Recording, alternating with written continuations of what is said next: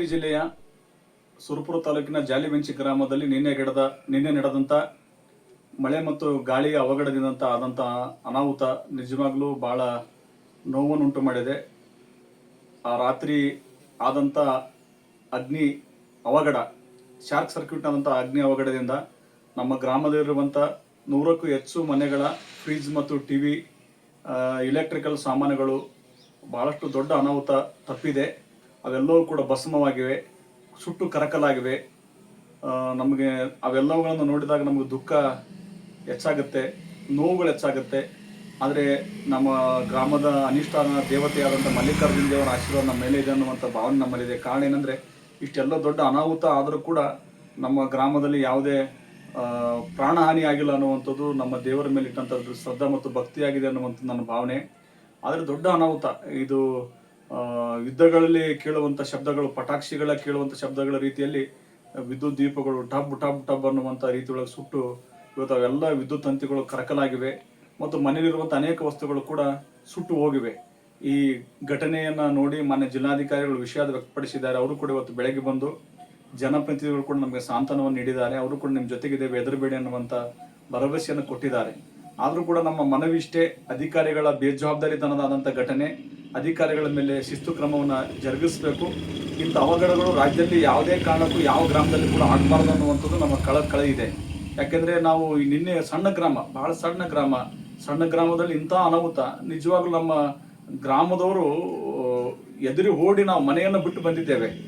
ಆ ನಿನ್ನೆ ಆದಂಥ ಘಟನೆ, ನಾವೆಲ್ಲ ಬಡ ಜನರು, ಕೂಲಿ ಕಾರ್ಮಿಕರು, ಇಂಥ ಅವಘಡವನ್ನು ನೋಡಿ ನಮ್ಮೆಲ್ಲ ವಸ್ತುಗಳು ಸುಟ್ಟಿದ್ದಾವೆ. ನಮ್ಮಲ್ಲಿರ್ತಕ್ಕಂಥ ಸಣ್ಣ ಪುಟ್ಟ ಎಲೆಕ್ಟ್ರಿಕಲ್ ಸಾಮಾನುಗಳು, ಫ್ರಿಜ್, ಟಿವಿ, ಏರ್ ಕೂಲರ್, ಅನೇಕ ಸಾಮಗ್ರಿಗಳು ಸುಟ್ಟು ಕರಕಲಾಗಿವೆ. ವಿದ್ಯುತ್ ದೀಪಗಳ ತಂತಿ ಅಂತೂ ಸುಟ್ಟು ಕರಕಲಾಗಿ ಬಿದ್ದಿವೆ. ಅವೆಲ್ಲವನ್ನು ಸರಿಪಡಿಸಲಿಕ್ಕೆ ಜಿಲ್ಲಾಡಳಿತ ತಯಾರಾಗಿ ನಮಗೆ ಭರವಸೆ ಕೊಟ್ಟಿದೆ. ಆದರೂ ಕೂಡ ಅಧಿಕಾರಿಗಳಿಂದ ಶಿಸ್ತು ಕ್ರಮ ಜರುಗಿಸಬೇಕು ಅನ್ನುವಂಥದ್ದು ನಮ್ಮ ಆಶಯ.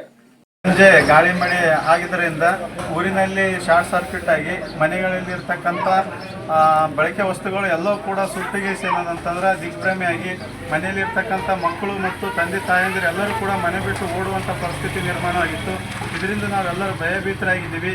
ತದನಂತರ ಸೋಷಿಯಲ್ ಮೀಡಿಯಾದಲ್ಲಿ ಈ ವಿಡಿಯೋ ಅಪ್ಲೋಡ್ ಆದ ನಂತರ ನಮ್ಮ ಮಾಜಿ ಸಚಿವರಾಗಿರ್ತಕ್ಕಂಥವ್ರು ಫೋನ್ ಕರೆಯನ್ನು ಮಾಡಿಗೆಸಿ ನರಸಿಂಹನಾಯ್ಕ ರಾಜುಗೌಡರು ಯಾವ ರೀತಿಯಾಗಿ ಆಗಿದೆಲ್ಲ ಅಂತಂದುಗೆಸಿ ಅವರು ವಿಷಾದವನ್ನು ವ್ಯಕ್ತಪಡಿಸಿಗೆಸಿ ಮಾನ್ಯ ಜಿಲ್ಲಾ ಅಧಿಕಾರಿಗಳು ಹಾಗೂ ತಾಲೂಕು ದಂಡಾಧಿಕಾರಿಗಳಿಗೆ ಈ ವಿಷಯವನ್ನು ಗಂಭೀರವಾಗಿ ಪರಿಗಣಿಸಿ ನಾನು ತಿಳಿಸಿಗೆಸಿ ನಿಮ್ಮ ಊರಿಗೆ ಕಳಿಸುವ ವ್ಯವಸ್ಥೆ ಮಾಡ್ತೇನೆ ಎಂದು ನಮಗೆ ಭರವಸೆಯನ್ನು ಕೊಟ್ಟರು. 5 ಜನರಿಗೆ ಏನದಂದ್ರೆ ಶಾರ್ಟ್ ಸರ್ಕ್ಯೂಟ್ ಆಗಿಸಿ ಅವರಿಗೆ ಆಸ್ಪತ್ರೆಗೆ ಕರ್ಕೊಂಡು ಹೋಗ್ತಕ್ಕಂಥ ವ್ಯವಸ್ಥೆ ಮಾಡಿದ್ವಿ. ಆನಂತರ ಫ್ರಿಜ್ಗಳು, ಫ್ಯಾನ್ಗಳು, ಆನಂತರ ಮನೆಯಲ್ಲಿರ್ತಕ್ಕಂಥ ಏರ್ ಕೂಲರ್ಗಳು, ಎಲ್ಲ ಕೇಬಲ್ ವೈರ್ಗಳು ಎಲ್ಲವೂ ಕೂಡ ಭಸ್ಮ ಆಗಿಸಿ ಸುಟ್ಟಿಗೆಸಿ ಕರ್ಕಲಾಗಿರ್ತಕ್ಕಂಥದ್ದು ನಾವು ಕಣ್ಣಾರ ಕಂಡಿವಿ. ಅದರಿಂದ ಭಾಳಷ್ಟು ದಿಗ್ಭ್ರಮೆ ಆಗಿಸಿ ಬೆಳಿಗ್ಗೆ ಏನದ ಮಾನ್ಯ ಜಿಲ್ಲಾಧಿಕಾರಿಗಳು ಬಂದಿಗೆಸಿ ಭರವಸೆಯನ್ನು ನೀಡಿ ಹೋಗಿದ್ದಾರೆ. ನಿಮ್ಮೆಲ್ಲ ವಸ್ತುಗಳಿಗೆ ಏನದಂದ್ರೆ ಬೆಲೆಯನ್ನು ಕಟ್ಟಿಗೆಸಿ ಅವುಗಳ ಪರಿಹಾರ ಕೊಡಿಸ್ತಕ್ಕಂಥ ವ್ಯವಸ್ಥೆ ಮಾಡ್ತೀವಿ. ಮತ್ತು ಇರ್ತಕ್ಕಂಥ ಊರಿನಲ್ಲಿ ಇರ್ತಕ್ಕಂಥ ಕಂಬದ ವೈರ್ಗಳು ಯಾವ ರೀತಿಯಾಗಿ ಕ್ಷೀಣಿಸಿದ್ದಾವೆ ಅವುಗಳನ್ನು ದುರಸ್ತಿ ಮಾಡತಕ್ಕಂಥ ವ್ಯವಸ್ಥೆಯನ್ನು ನಾವು ಮಾಡಿಕೊಡ್ತೀವಿ ಅಂತಂದು ನಮಗೆ ಭರವಸೆಯನ್ನು ನೀಡಿದ್ದಾರೆ. ಇವರು ಏನದಂದ್ರೆ ಅಧಿಕಾರಿ ವರ್ಗದವರು, ಜಸ್ಕಾಂದವರು ನಿರ್ಲಕ್ಷ್ಯ ಧೋರಣೆಯಿಂದ ಈ ರೀತಿ ಘಟನೆ ಘಟಿಸಿ ಹೋಗ್ಯದ. ಅವ್ರ ವಿರುದ್ಧ ಶಿಸ್ತು ಕ್ರಮ ಕೈಗೊಳ್ಳಬೇಕಂತಂದು ನಾವು ಆಗ್ರಹ ಪಡಿಸ್ತೀವಿ. ಶಿಸ್ತು ಕ್ರಮ ಆಗಲಿಲ್ಲ ಅಂತಂದ್ರೆ ನಾವು ಹೋರಾಟ ಮಾಡಲಿಕ್ಕೆ ಕೂಡ ನಾವು ಸಿದ್ಧರಾಗಿವೆ ಅಂತ ತಿಳಿಸ್ತೀವಿ.